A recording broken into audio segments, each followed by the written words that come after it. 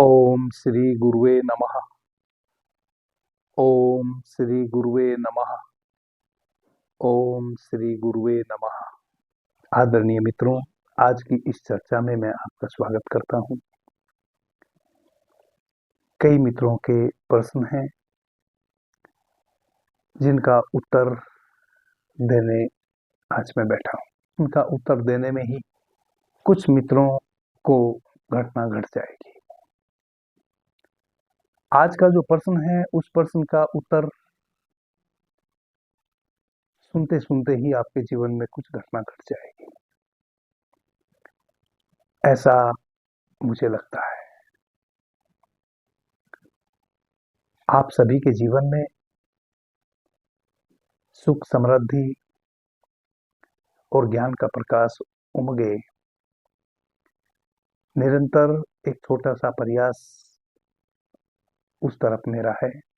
मैं सभी मित्रों से निवेदन पूर्वक यह कहना चाहता हूँ, मेरा पूरा प्रयास है जो भी मैंने अपनी 35 वर्षों की आध्यात्मिक यात्रा में अपने अनुभव से जाना है, जितना भी मैंने जाना है, शब्द से निरंतर मैं आपको अवेकन करता रहूं।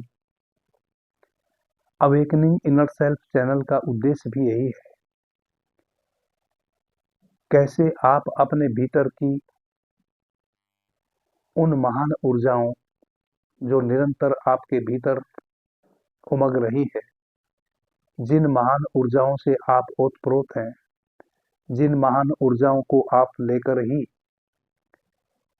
मां के गर्भ से जन्म लिए हैं, उनसे आपका परिचय कराऊं।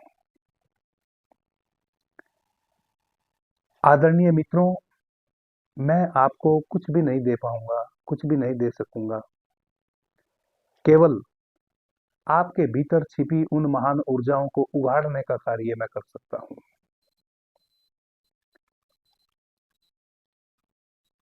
आपके भीतर ही छिपे हैं ऊर्जाओं के भंडार, आपके भीतर ही छिपी है वह परम शक्तियां। कैसे आप उन परम शक्तियों का अनुभव करें, कैसे आप उन परम शक्तियों का अनुभव करते हुए, दिव्य दर्शन करते हुए अपने जीवन में उनका सदुपयोग करें। केवल धूल थोड़ी सी पड़ी है, उस धूल को ही झाड़ने का कार्य मैं कर रहा हूं। धूल बहुत अधिक है, जन्मों जन्मों तक की है, कभी कभी बहुत परतों में है, परत दर परत धूल की चढ़ी हुई है। किन्हीं मित्रों को थोड़ा समय लग सकता है, किन्हीं मित्रों की धूल एक क्षण में छट सकती है। झरने आपके भीतर ऊर्जाओं के निश्चित हैं। झरनों को कंकड़ों ने, धूल कणों ने अवरुद्ध कर रखा है, उनको हटाना है। जिन मित्रों के उन कंकड़ पत्थरों को हटाने में मैं हटा सकता हूं, उनका मैं हटाऊंगा, क्योंकि मैं एक साधारण सा सन्यासी हूं। कुछ मित्रों की धूल कंकड़ में जरूर बीनने का कार्य करूंगा। जिनकी रह जाएंगी उनको कोई और महान संत उनके जीवन में कहीं ना कहीं कभी आएगा, वह उगाड़ेंगे। आदरणीय मित्रों, आज झरने को हम उगाड़ने का कार्य करेंगे, जो आपके भीतर झर रहा है निरंतर, और वह है आपका मन।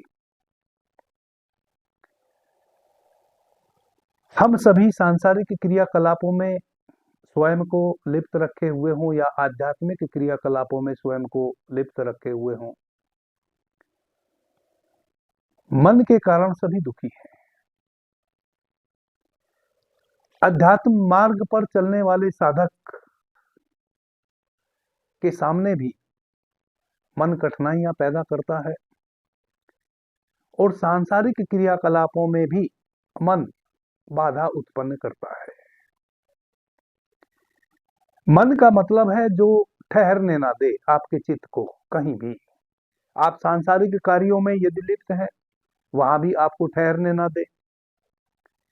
आप आध्यात्मिक यात्रा में यदि निकल पड़े हैं, वहां भी आपको ठहरने ना दे। हमारा सांसारिक जो जीवन है, इसमें भी मन के नहीं ठहरने के कारण हम नाना प्रकार के दुख, संताप, कष्ट पाते हैं। और जो हमारी आध्यात्मिक यात्रा है, उसमें भी हम नाना प्रकार के कष्ट पाते हैं। जब तक मन ठहरता नहीं, तब तक हमारी आध्यात्मिक यात्रा पूरी नहीं होती, शुरू नहीं होती। जैसे ही मन हमारा ठहर जाता है, तैसे ही हमारी आध्यात्मिक यात्रा शुरू हो जाती है। और जैसे सांसारिक क्रियाकलापों का कोई और छोर नहीं है। यदि आप धन पाने चले, तो कितना ही धन इकट्ठा कर लो, धन चुकता नहीं है। आप कितना भी अधिक से अधिक इकट्ठा कर सकते हैं, कोई सीमा नहीं। धन के विभिन्न विभिन्न आयाम हैं। एक आयाम पूरा हो जाएगा तो आप दूसरे आयाम से धन का संचय कर लेंगे, लेकिन करते रहेंगे और जितना करते रहेंगे उतना ही कम पड़ता जाएगा। वैसे ही अध्यात्म पथ भी है। अध्यात्म पथ का भी कोई और छोर नहीं है। प्रतिदिन आपको नए नए अनुभव होंगे।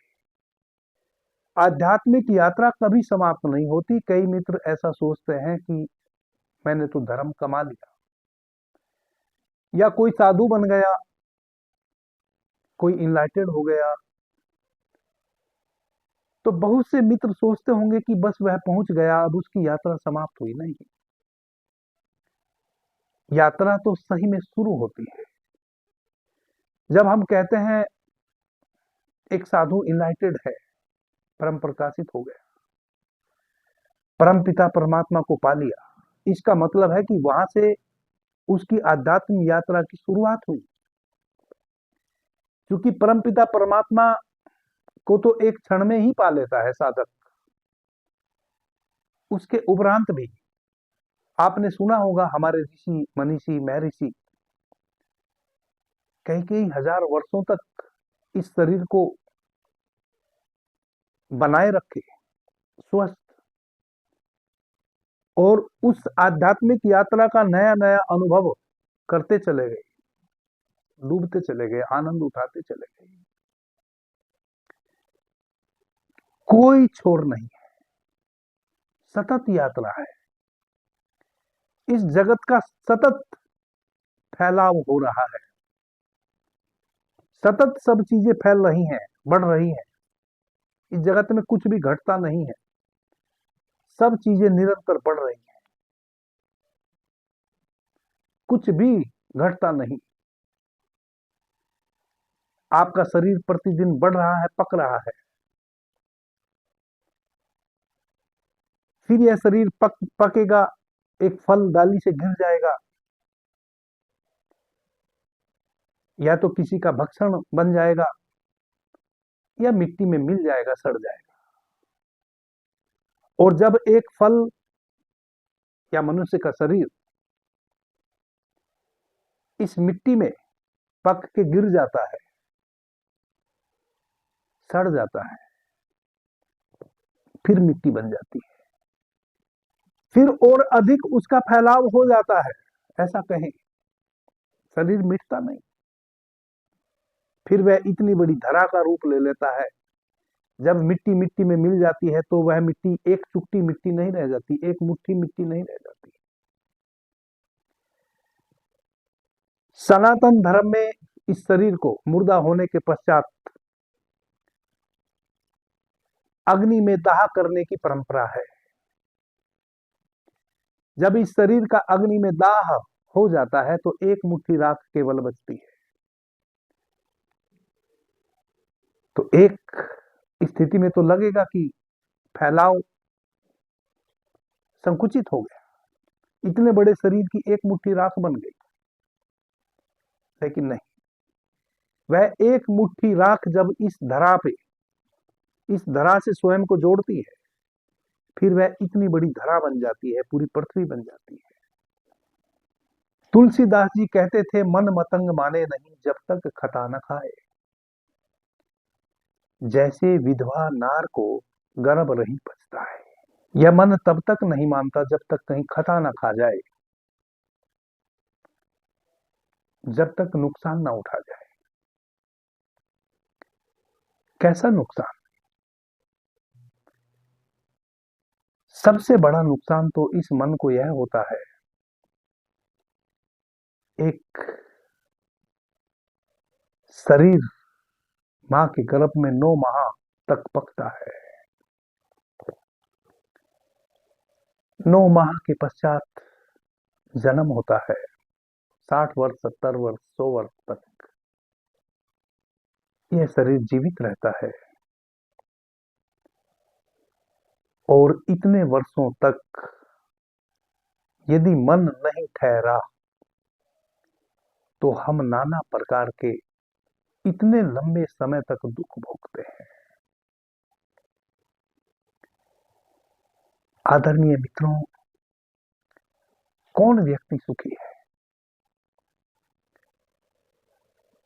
किसी न किसी रूप में हम दुखी हैं। कुछ भी हम अधिक से अधिक प्राप्त कर लें, दुख है कि वह दूसरे रूप में आके दस्तक दे देता है, हमारे घर की बैल बजा देता है, कुंडी बजा देता है। फिर हम उस अभाव को पूरा करने में अपना समय लगाते हैं, और कई बार हम उस अभाव को भर भी लेते हैं। फिर नए रूप में दुख आके हमारे द्वार दरवाजे पे दस्तक दे देता है। अभिप्राय यह हुआ कि जितना जो लंबा समय हमारा है जीवन का, 60 वर्ष, 70 वर्ष, 100 वर्ष, पूरा जीवन कलह, क्लेश, दुख और कष्ट में ही बीत जाता है। बीच में छोटे छोटे सुख के क्षण भी आते हैं, जैसे एक व्यक्ति संभोग करता है, क्षणिक सुख को प्राप्त करता है। कितना छोटा क्षण होता है जिसमें वह सुख प्राप्त करता है, बहुत छोटे क्षण, बहुत छोटे क्षण के लिए। उसके उपरांत फिर एक गहरे दुख से फिर भर जाता है। इसी प्रकार के छोटे छोटे सुख हमारे जीवन में आते हैं, दुख घने हैं।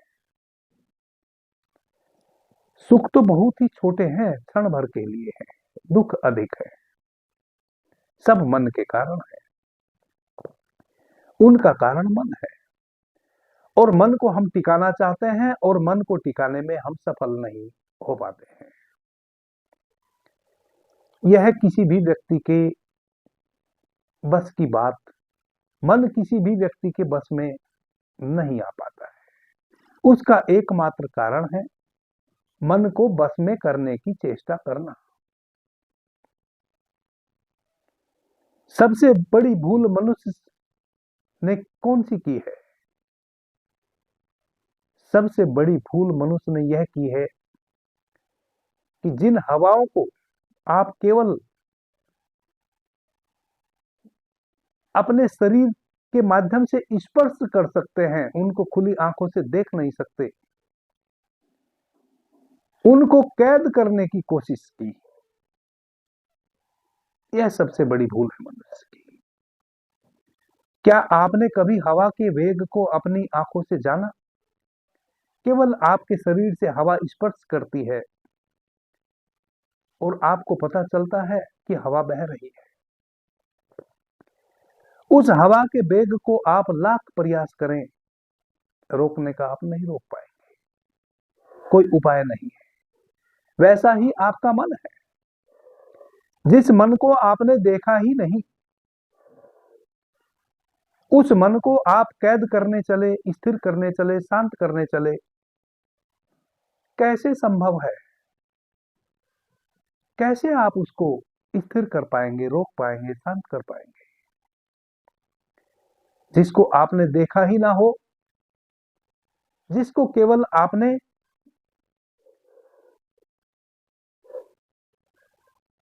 आभास किया हो,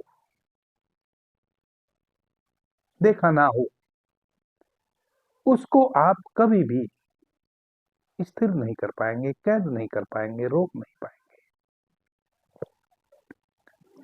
तो मित्रों के प्रश्न क्या है? मित्र का प्रश्न है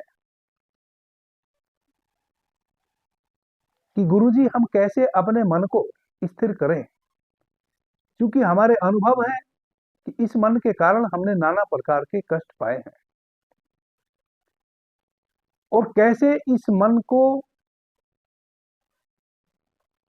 अपने अधीन बनाकर हम सांसारिक सुख सुविधाओं को उपलब्ध हो जाए, क्योंकि मनुष्य का सारा सरंजाम तो सांसारिक सुखों को उपलब्ध होना ही है। एक दिन सांसारिक सुखों से मनुष्य उब जाएगा तो आध्यात्मिक यात्रा पे निकल जाएगा। कम से कम सांसारिक सुख तो मिले, नहीं तो फिर वह स्थिति हो जाएगी कि घर के रहे ना घाट के। सबसे पहली प्राथमिकता तो मनुष्य की अपने सांसारिक सुखों की प्राप्ति करना ही है। और मनुष्य के जीवन में जितने भी सांसारिक सुख है, सांसारिक भौतिक सुख जिसे हम कहते हैं, वह सब बाहर के हैं, भीतर के नहीं। उन सभी सुखों को उपलब्ध होने के लिए हमें बाहर से मेहनत करनी पड़ती है, और हमारा जन्म लेते से ही यह अनुभव भी है कि हमें जो भी सुख मिला बाहर से मिला। मां के उदर से जब हम जन्मे, पहली भूख लगी तो जो दूध की प्राप्ति हुई वह मां के स्तन से हुई, बाहर से हुई। किसी का दुलार मिला, किसी का मिला बाहर से मिला। इस प्रकार से हमारे जीवन की जो पहला जो हमारा कदम है जीवन में, यानी कि पहली जो हम श्वास लेते हैं बाहर से लेते हैं। जब तक मां के गर्भ में थे सब कुछ मां के उदर से चल रहा था, श्वास भी मां के फेफड़े से हम ले रहे थे, भोजन भी मां के शरीर से हम ले रहे थे, श्वास भी, सब कुछ मां के शरीर से सब चल रहा था। मां के उदर से जन्म हुआ, तैसे ही पहली श्वास बाहर से ली, दुग्धपान मां के स्तन के माध्यम से बाहर से किया, फिर जीवन पर्यंत सारी चीजें हमें बाहर से मिलती हुई दिखाई देती है। इसलिए हमारा प्रथम अनुभव को ही हम अपने अंतिम अनुभव तक, अपने अंतिम श्वास तक, उसी अनुभव में हम जीवन जीने की कल्पना करते रहते हैं। यह मनुष्य के लिए स्वाभाविक है, इसमें किसी भी मनुष्य का कोई दोष नहीं है, किसी भी प्राणी का कोई दोष नहीं है। सर्वाधिक अनुभव हमारे सभी प्रकार की चीजों को इकट्ठा करने के बाहर के हैं, बाहर से हम इकट्ठा करते रहते हैं। तो भीतर का अनुभव तो हमने अभी जाना नहीं। अकस्मात कभी कभी अल्प आयु में ही कोई जीवन में ऐसी घटना घट जाती है जब हमें अपने भीतर का स्मरण होता है, और उस भीतर के स्मरण होने में हम बाहर की यात्रा से स्वयं को धीरे धीरे मुक्त करते हैं और भीतर की यात्रा शुरू करते हैं। भीतर जब हम यात्रा को शुरू करते हैं तो हमें आनंद की प्राप्ति होती है, उस धन की प्राप्ति होती है जो कभी मिटता नहीं। शंकराचार्य 6, 7, 8 साल के, 8 वर्ष के थे, भीतर का बोध हुआ, 7-8 वर्ष की आयु में ही शंकराचार्य जी ने अपनी माता से कहा कि मैं संन्यास लेना चाहता हूं। माता ने कहा कि यह क्या पागलपन की बात है, इतनी कम आयु में संन्यास की बात करते हो। कई बार मां से शंकराचार्य जी ने कहा। मां हमेशा डांट फटकार के चुप कर देती। मां के प्रति कृतज्ञता थी पुत्र की। बिना मां की आज्ञा के तो संन्यास ले नहीं सकता था। तो एक दिन एक खेल रचा शंकराचार्य जी ने। एक तालाब में डुबकी लगाई और अपने स्वर को भीतर साध के बैठ गए। अंतर कुंभक किया और उस तालाब की तलहटी में बैठ गए। श्वास को रोक लिया। बाकी जो बच्चे साथ में थे उन्होंने देखा कि इतनी देर हो गई, शंकराचार्य जी निकले नहीं, इसका मतलब डूब गए। उन्होंने शोर किया, मां दौड़ी हुई आई। जननी तो जननी होती है, उसको कहते हैं ना कि पूत के पैर पालने में ही पता चल जाता है माता को। तो माता को तो अपने गर्भ में ही पता था कि एक विलक्षण संतान को मैं जन्म देने जा रही हूं। मां को सब पता होता है, जननी को सब पता होता है। सब पता होते हुए भी जननी प्रयास करती रहती है कि मेरा पुत्र बना रहे उस अवस्था में जिस प्रकार से सबके पुत्र अपने माता पिता के लिए बने रहते हैं। संन्यास ले लेगा तो मेरे से दूर चला जाएगा, यह अभिलाषा फिर भी होती है, यह पता होते हुए भी कि मैंने एक विलक्षण आत्मा को, शरीर को जन्म दिया है शंकराचार्य जी के रूप में। शंकराचार्य जी तालाब की तलहटी में बैठे हैं।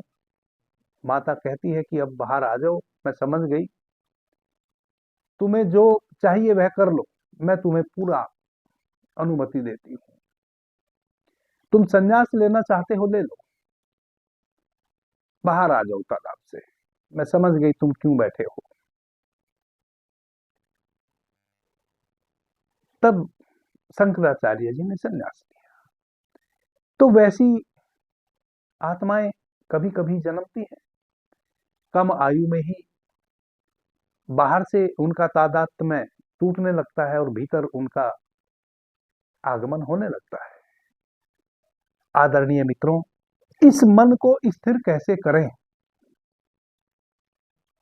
चाहे आप अपने सांसारिक क्रियाकलापों में व्यस्त हैं तब भी, या आप अध्यात्म पथ पर चल निकले हैं तब भी, मन का तो शांत होना अनिवार्य है।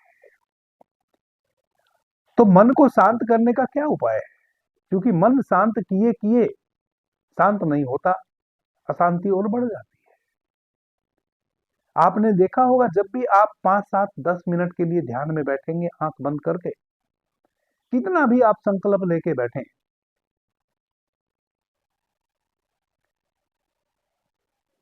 2-5 मिनट में ही आपको जहां तहां चींटियां काटनी शुरू कर देगी शरीर में।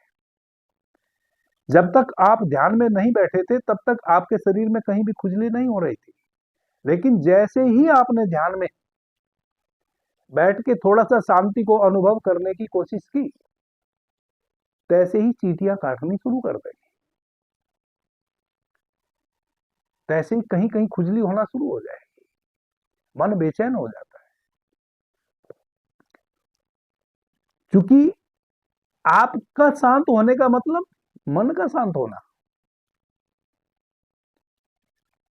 और मन जिसको आपने देखा नहीं, जिसको केवल अनुभव किया है विचारों के माध्यम से, एक विचार आया, दूसरा आया, तीसरा आया, निरंतर विचारों की श्रृंखला। जैसे आप टाकीज में बैठे हो और किसी सिनेमा को देख रहे हो, किसी मूवी को देख रहे हो, फिल्म देख रहे हो, एक सीन आया, फिर पीछे से दूसरा आ रहा है, तीसरा आ रहा है, पूरी फिल्म 2 घंटे चलती रहती है, आपको कुछ नहीं पता होता कि अब आगे कौन सा दृश्य आने वाला है। आते रहते हैं दृश्य, आप साक्षी बन के उनको देखते रहते हैं। इस प्रकार से आप 2-2.5 घंटे की पूरी फिल्म देख लेते हैं। यही आपका अनुभव है। ना आप उस फिल्म के निर्माता हैं, ना निर्देशक हैं, ना आप उस फिल्म के कोई पात्र हैं, ना आपको उस फिल्म की कहानी का पता है। बस जिसने उस फिल्म को बनाया है वही जानता है कि वह क्या आपको दिखाएगा। निरंतर वह फिल्म आपके सामने से गुजर रही है, आप टाकीज में बैठे हैं, देख रहे हैं, सिनेमा घर में एक एक दृश्य आए जा रहा है, आए जा रहा है, आप उसको देखते जा रहे हैं, देखते जा रहे हैं। मजे की बात यह है कि आप किसी भी दृश्य के साथ एसोसिएट नहीं हो रहे हैं। यदि आप किसी दृश्य के साथ एसोसिएट हो जाएं, तो जिस दृश्य के साथ आप एसोसिएट हो जाएंगे, जिस दृश्य से स्वयं को आप जोड़ लेंगे, उसके अगला दृश्य फिर आप नहीं देख पाएंगे फिल्म का। वह सारी फिल्म बेकार हो जाएगी। आप पूरी 2 घंटे की फिल्म इस कारण से ही देख पाते हैं क्योंकि आप किसी भी फिल्म के दृश्य से अपने को जोड़ते नहीं। एक दृश्य आया, उसका जो भी अच्छा बुरा अनुभव होना था वह आपने लिया, जो भी आपके मनस पटल पे उस दृश्य ने छाप छोड़नी थी उसने छोड़ी और वह आगे बढ़ा। अब दूसरा दृश्य आया, इस प्रकार से आप पूरी मूवी देख लेते हैं। वैसा ही आपके मन है, जिसके संबंध में केवल आपको इतना ज्ञात है कि यह नए नए विचार प्रवाहित करता रहता है और आप उन विचारों को शांत करना चाहते हैं। जैसे ही आप विचारों को शांत करना चाहते हैं, तैसे ही मन अपनी मृत्यु समझता है। विचार के शांत हो जाने का मतलब है मन की मृत्यु। और मरना भला कौन चाहेगा? कोई भी तो नहीं चाहता है, मन भी नहीं चाहेगा। आप किसी की गर्दन दबाओ, जैसे ही आप किसी की गर्दन दबाएंगे, जब उसका श्वास रुकेगा तब शरीर और अधिक छटपटाएगा और वह व्यक्ति आपके काबू से बाहर हो जाएगा। क्योंकि जैसे मृत्यु घटेगी, मृत्यु घटने जैसी संभावना भीतर बनी कि जितनी भी शरीर के भीतर शक्ति है वह पूरी शक्ति वह व्यक्ति लगा देगा जिसकी आपने गर्दन पकड़ी है। और कुछ ही क्षणों में आपकी गर्दन पे उसका हाथ होगा, आपका हाथ की पकड़ ढीली पड़ जाएगी, आप शक्तिहीन हो जाएंगे और वह आप पे शक्तिशाली हो जाएगा। वैसे ही आपका मन, जैसे ही आप मन को शांत करने की कोशिश करते हैं तैसे ही मन और शक्तिशाली हो जाता है। अभी विचारों की श्रृंखला थोड़ी सहज थी, अब स्पीड बढ़ जाती है। जैसे आप मेरे वीडियो को स्पीड बढ़ा के देखते हैं, तो देखते हैं ना, जब आप मेरे किसी वीडियो को स्पीड बढ़ा के देखते हैं, आपके पास समय कम होता है, मेरे वीडियो लंबे होते हैं, तो कैसे आवाज चर चर चर चर चर चर ऐसे बोलती है। मेरी जो वाणी है वह बदल जाती है। वैसे विचारों की श्रृंखला और स्पीड से चलने लगती है। करना क्या है? बहुत महत्वपूर्ण सूत्र मैं आपको आज बता रहा हूं। इस सूत्र के माध्यम से आप अपने भौतिक जगत यानी कि सांसारिक जीवन में भी जैसे फल चाहेंगे वैसे फल प्राप्त करेंगे। क्योंकि जब मन में इतनी शक्ति है कि वह आपको इधर उधर उठा उठा के ले जाता है, उसी शक्ति का यदि हम एक स्थान पे उपयोग करें, प्रयोग करें, तो उस शक्ति का क्या परिणाम आएगा आपके जीवन में, आप जरा सोचें।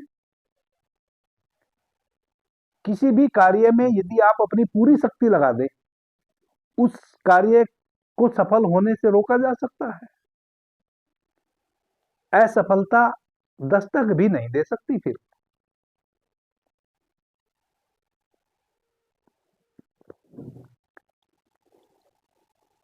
आपका जो मन है, सबसे पहले यह विचार करने की कोशिश करें कि आपका मन जो भी सुलभ होता है, आनंददायी होता है, उसकी तरफ भागता है। जो आनंददायी होता है, जो आपको क्षणिक सुख देने वाली चीजें होती हैं, आपका मन आपको वहां लेके जाता है। इस प्रकार से आप अपने मन की इस चंचलता के कारण कोई भी सांसारिक सुख प्राप्त नहीं कर पाते, क्योंकि मन आपका क्षणिक सुखों की दौड़ में आपको लेके जाता है। जहां भी उसको क्षणिक आनंद आ रहा हो, वहां मन आपको बार बार लेके जाता है। स्थायी स्थायी चीजें जहां से प्राप्त की जा सकती हो, वहां से आपका मन आपको हटाता है, खींच के ले जाता है उस स्थान पे जहां तत्काल सुख प्राप्त हो सकता हो, क्षणिक अभी मिला, उसके बाद दुख। तो क्षणिक सुख के बाद फिर क्या आएगा? 24 घंटे आपके पास होते हैं एक दिन में, जिसमें 10 सेकंड के लिए आपको सुख मिला केवल, और बाकी तो फिर पूरा दुख में बीता ना। क्षणिक सुख का मतलब है 10 सेकंड का सुख। जिस सुंदर मनोहर चीज को प्राप्त करने के लिए आपका मन आपको कहीं लेके जाता हो, किसी मनोहर दृश्य की तरफ, किसी क्षणिक सुख की तरफ,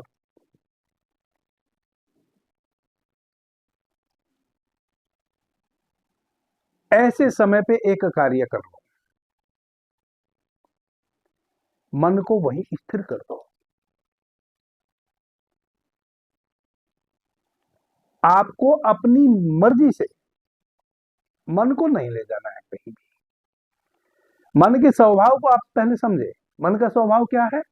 क्षणिक सुखों को प्राप्त करना, और मन निरंतर क्षणिक सुखों को प्राप्त करने की दिशा में भागदौड़ करता रहता है, उन उन चीजों के चुनाव करता रहता है जहां से क्षणिक सुख प्राप्त हो सके। अब वह क्षणिक सुख किसी दृश्य में हो,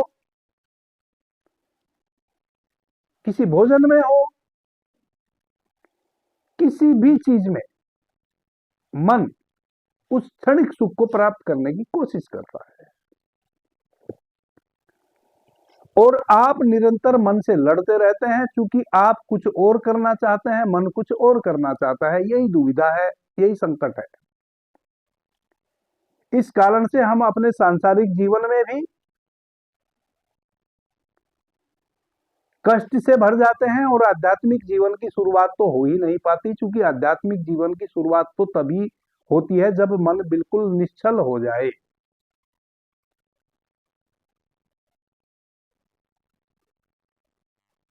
अभी तो हम बात भी कर रहे हैं अपने सांसारिक सुखों की ही,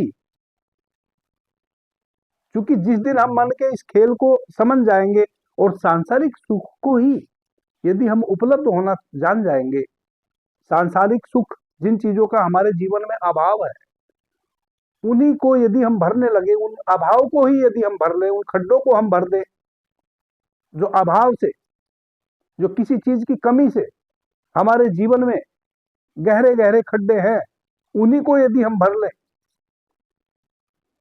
तो समतल जमीन हो जाएगी, कोई दुख ना बचा। और जब कोई दुख ना बचा तो एक समय ऐसा भी आता है जब मनुष्य सुख से भी उब जाता है। जब सुख से आप उब जाएंगे तब ही सही, अध्यात्म पथ में तब ही सही आप निकल पड़ेंगे, और तब निकलना भी आपके लिए सहज हो जाएगा। क्यों? क्योंकि आप मन को समझ गए, कब मन को कैसे शांत करना है। फिर यह सूत्र क्या कहता है कि जहां भी मन स्वयं से रस पा रहा हो, मन को वहीं स्थिर कर दो, वहां से हटाने की कोशिश मत करो। आपको केवल इतना ही करना है। अभी आप क्या कर रहे हैं?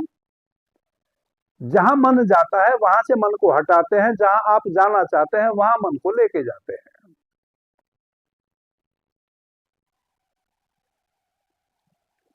अब वैसा मत करें आप उल्टा करें मन के साथ।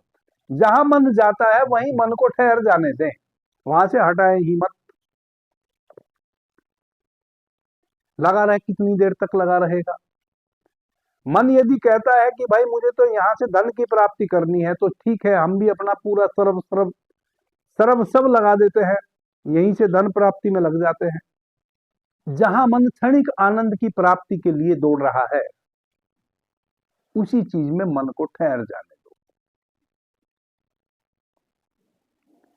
मन का सहयोग करो, मन को वहीं ठहर जाने दो।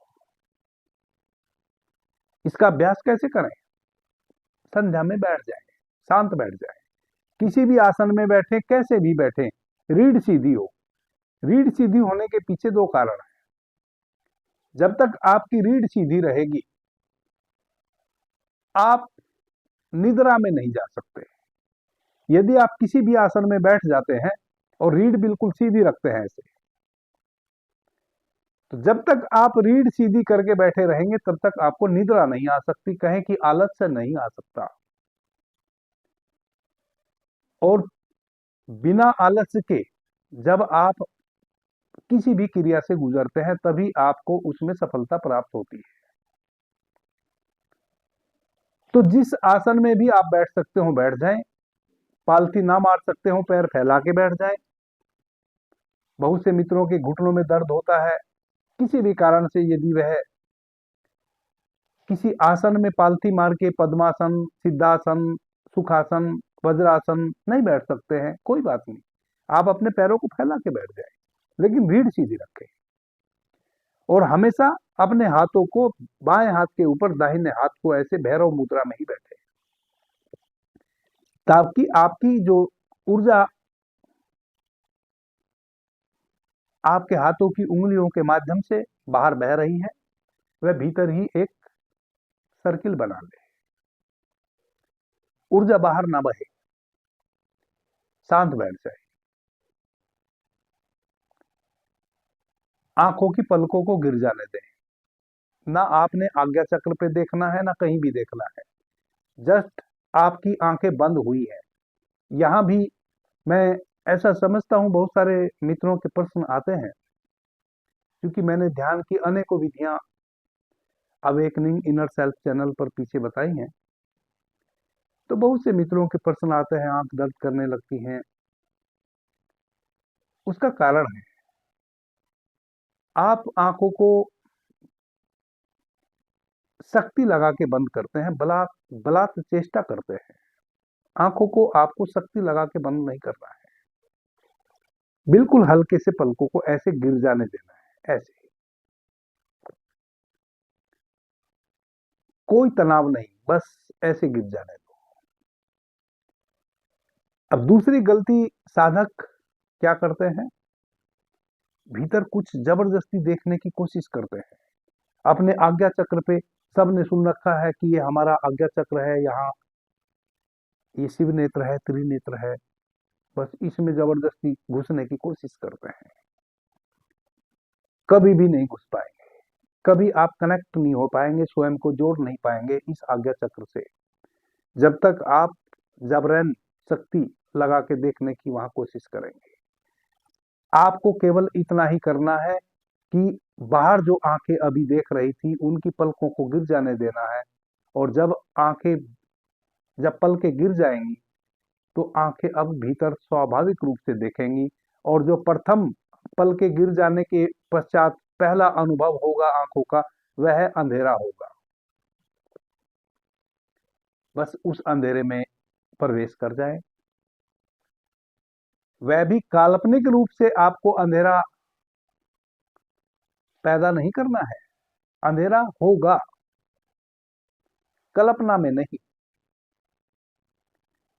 उस अंधेरे में प्रवेश करते जाएं, प्रवेश करते जाएं, प्रवेश करते जाएं। एक बहुत महत्वपूर्ण घटना घटेगी।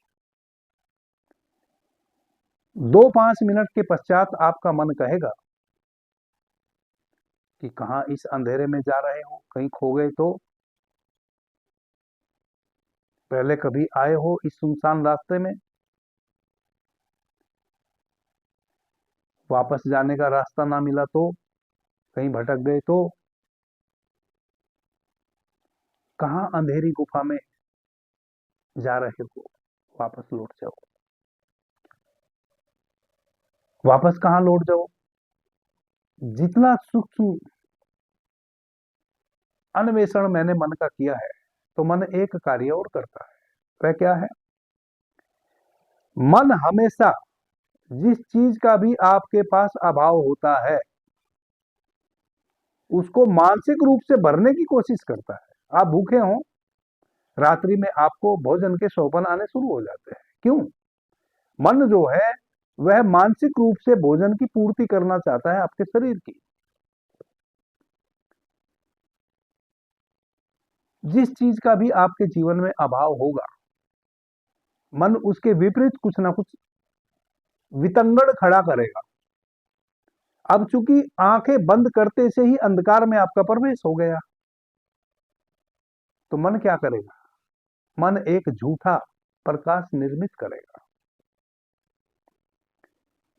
यही मन की चंचलता है, और यही इसी सूत्र को समझना अनिवार्य है। मन एक झूठा प्रकाश निर्मित कर देगा।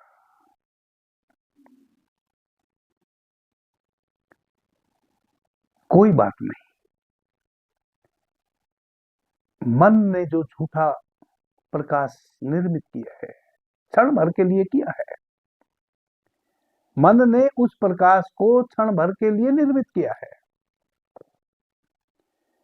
क्योंकि मन जो है वह क्षणिक चीजों में जीता है।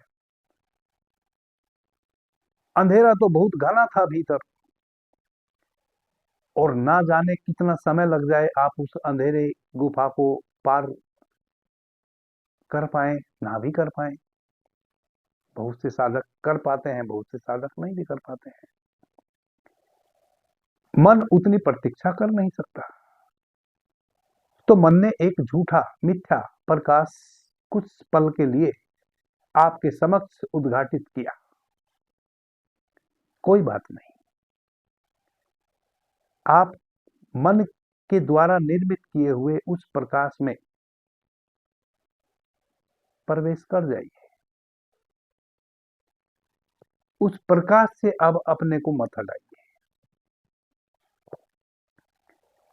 क्योंकि फिर मन की एक और चालाकी है। जैसे ही आप अपनी मर्जी से उस अंधेरे में प्रवेश किए थे, वहां से तो प्रकाश परिवर्तित करके मन ने आपको भटका दिया। अब जैसे ही आप उस प्रकाश से स्वयं को जोड़ेंगे, तब मन आपको वहां से भी भटकाने की कोशिश करेगा। इस क्षण सजग हो जाना है। मन के साथ लड़ना नहीं है। मन ने आपको झूठा प्रकाश निर्मित करके उस प्रकाश में लाके खड़ा कर दिया। कौन खड़ा हो गया? आपका होश, आपकी सजगता, आपकी अवेयरनेस। यानी कि आप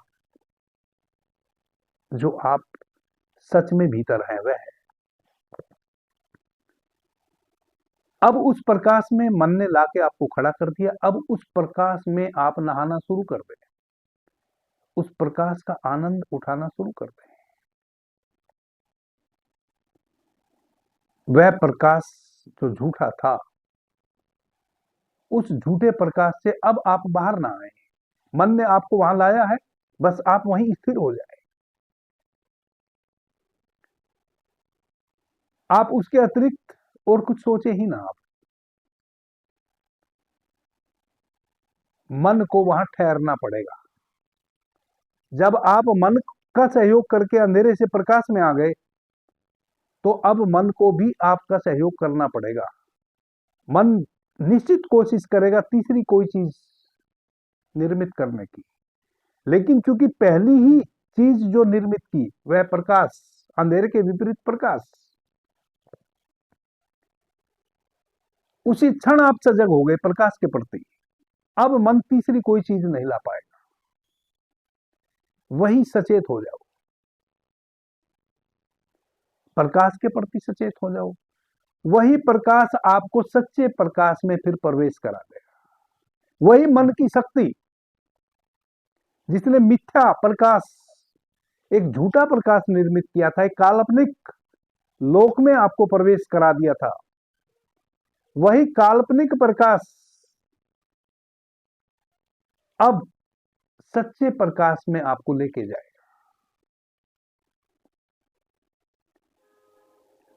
यानी कि जो भी मन आपको सौपन दिखाए, आप अलर्ट हो जाए। मन हमेशा आपको आपके विपरीत ले जाने की कोशिश करता है। मन आपको क्या कहेगा? आपके जो सांसारिक क्रियाकलाप हैं, आपने अभी ठाना है कि मैं आज फला शेयर खरीदूंगा मार्केट में, जिससे मुझे अधिक लाभ मिलेगा, ऐसा आपने अपना गणित बिड़ाया। मन कहेगा ना, यह नहीं, आज यह शेयर आप खरीदो, इसमें लाभ मिलेगा। मैं एक उदाहरण दे रहा हूं सांसारिकता का। मन की मान लो कभी नुकसान नहीं उठाओगे, लेकिन एक ही बार मानो, मन ने कहा कि यह है, बस वही स्थिर हो जाओ, वही ठहर जाओ। मन को वही ठहरा लो कि ठीक है, हम यह शेयर खरीदेंगे। जैसे ही आप स्वीकार कर लेंगे उस शेयर को खरीदना, तैसे ही मन आपको अब दूसरी जगह लेके जाएगा। जैसे ही आप मन के साथ इस प्रकार से भटकना शुरू कर देंगे, यहां से वहां, वहां से वहां, तब आप कभी भी सांसारिक लाभ प्राप्त नहीं कर पाएंगे। इसी को कहते हैं मन मतंग माने नहीं जब तक खता न खाए। आपके पास जो भी पैसा धेला था वह सब लुटवा के और आपको शांति से मन बैठा देगा, फिर आपकी पॉकेट खाली हो जाएगी। आप वैसे शेयर खरीद लेंगे, डूब जाएगा सब। यानी कि जीवन में वैसे आप कार्य कर लेंगे, वैसी भूमि खरीद लेंगे, यानी कि वैसी जगह कुछ भी दांव पे लगा देंगे जहां से कुछ भी प्राप्त होना नहीं है। तो जब आप किसी कार्य को करना ठाने और ऐन वक्त पे मन आपको कहे कि नहीं, यह गलत है, आप यह कीजिए, तो उस समय मन बड़ा सच्चा होता है। बेईमानी होती है उसके पीछे मन की। मन आपसे हारना नहीं चाहता। मन हटाया तो है बदमाशी से, अपनी सत्ता को बनाए रखने के लिए आपको उस स्थान से हटा दिया है। कोई बात नहीं, जहां लगाया है वहां लग जाओ, बिना संकोच के लग जाओ और वहीं ठहर जाओ, फिर पूरी शक्ति के साथ वहीं ठहर जाओ। अब क्या होगा? मन जो उछल के अब तीसरी चौथी जगह भी आपको ले जा सकता था, आपने एक बात मन की मानी और आप वहीं ठहर गए, तो मन को वहीं ठहरना पड़ेगा। और जब वहां मन ठहर जाएगा, तब मन की एक और शक्ति है। वह क्या है? मन कभी हारना नहीं चाहता है। मन आपको वहां जिताएगा, क्योंकि मन वहां स्थिर हो गया। मन की शक्ति आपके साथ खड़ी हो गई अब, और फिर मन की शक्ति बहुत बड़ी शक्ति है। अब आपको वहां जीतना ही जीतना है। मन आपको वहां से हारने नहीं देगा, क्योंकि मन हारना जानता ही नहीं है। मन हमेशा जीतना जानता है। इसलिए तो वह 4 कदम आपसे आगे चलता है, इसलिए तो वह आपको ठहरने नहीं देता। वह कहता है कि नहीं, तुम्हें मेरा अनुसरण करना है, मेरे चुनाव को चुनना है। यह है मन। मन है आपकी समस्त इंद्रियों का जोड़। कहे कि आपकी संपूर्ण शक्ति। यही मन की शक्ति जब आप अपने आध्यात्म में लगाते हैं, जब आपको अंधेरे से प्रकाश में वह मन ले जाता है, तो वही प्रकाश एक दिन सच्चा प्रकाश का स्वरूप में आपके समक्ष उद्घाटित हो जाता है, आप उस सच्चे प्रकाश में प्रवेश कर जाते हैं, यानी कि उसी मन की शक्ति से आप उस परमात्म शक्ति को उपलब्ध हो जाते हैं।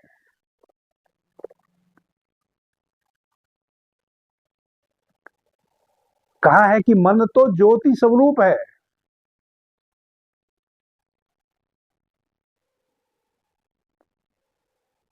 लेकिन किसके लिए? जिसने मन की इस शक्ति को पहचान लिया। यही मन ज्योति बन जाता है, कहें कि आपके दीपक की ज्योति का प्यूल बन जाता है। और जब आप सांसारिक क्रियाकलापों में इस मन को इस प्रकार से, इस मन का सहयोग करेंगे और इसका सहयोग लेंगे, तो आपके जीवन में जो भी आप खड्डे हैं, वह सारे खड्डे इस प्रकार से इस मन की शक्ति के साथ भर सकते हैं जीवन में। तब मन की इतनी बड़ी शक्ति है, यह मन चूंकि हारना नहीं चाहता है फिर, कि जो काम आपको अब तक अपने जीवन में असंभव लगते थे वह आपके लिए सहज रूप से संभव हो जाएंगे। आप आश्चर्यचकित होंगे, आपके जानने वाले आश्चर्यचकित होंगे कि यह आपने कैसे कर लिया।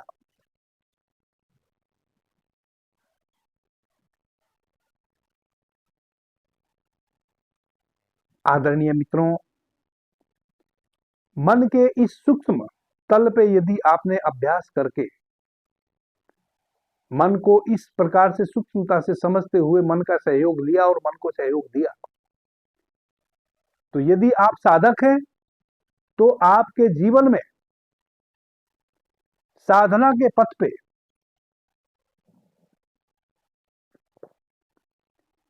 आप जेट इंजन की तरह बढ़ने वाले हैं।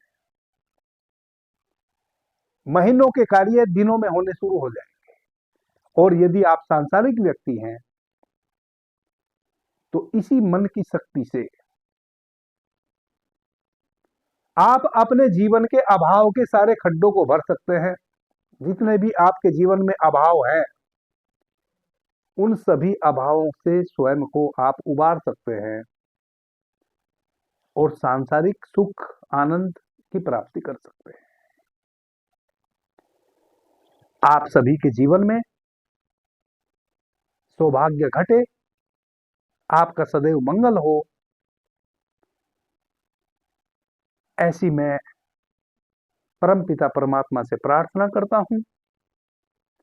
आपने मुझे ध्यान से प्रेम से सुना, उससे मैं बहुत अनुग्रहित हूं। सभी मित्रों को मेरा प्रणाम, धन्यवाद। जय श्री राम।